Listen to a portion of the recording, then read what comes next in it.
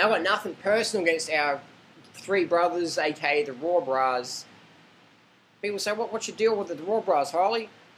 No deal with them, but it's just, I get a lot of emails from people going, you know, like, how come the Raw BRAHS call themselves Raw BRAHS, but they diss the raw food lifestyle and say that you need to eat meat and you can't be a raw foodist and you got to, you know, have steak burgers and drink coffee and, you know, do mate shakes and that the vegan lifestyle is bad for you and too much fruit gives you dental issues and all this stuff. And you know, people are welcome to share that opinion and talk about that, but when you're using the raw food movement as your stage to write it off, you're going to get a bit of, what's the word, disapproval.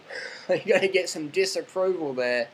So my gripe is with people coming into the raw food lifestyle to make money or fame on it or whatever and just saying, well, I did the raw food lifestyle for a couple of months and underate, and this is what happened to me.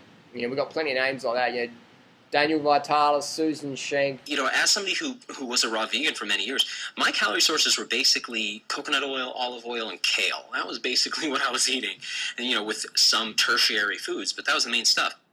The list goes on. Dave Wolf, people like that, saying you don't want to be a vegan, you don't want to be extreme raw foodist and all this stuff like that. And that's cool. People are welcome to say that, share their opinion.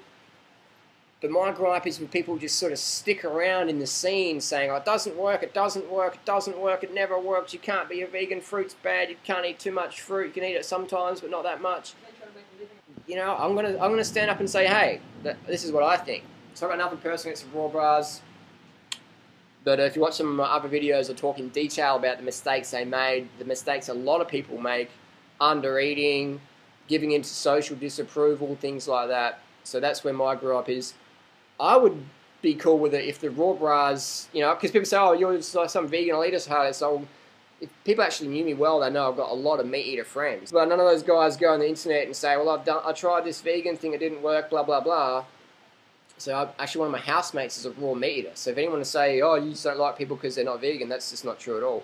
Because one of my good mates is, actually a lot of my, you know, got a lot of good friends who eat dead animals, and I make fun of their diet and they make fun of mine, and it's all good. So what I propose is we give love to the Raw BRAHS and we give them some creative feedback or suggestions of what would be a better name for them to use so they don't keep running up against conflict like against people like me or, you know, loudmouths like myself who just go out on the internet and say things. What would be a better name for them as opposed to the Raw BRAHS, which sort of gets a lot of people going, oh, you guys are raw foodists. Oh, what? You eat steak burgers and eat meat? Whoa, what? What would be a better term to end the confusion? Would it be the fish BRAHS, the deer BRAHS, the beef BRAHS, the egg BRAHS, the raw milk and honey BRAHS?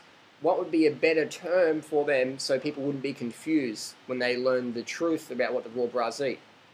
What would be a better term? What do you think? Post your comments down below. Please try and keep them polite.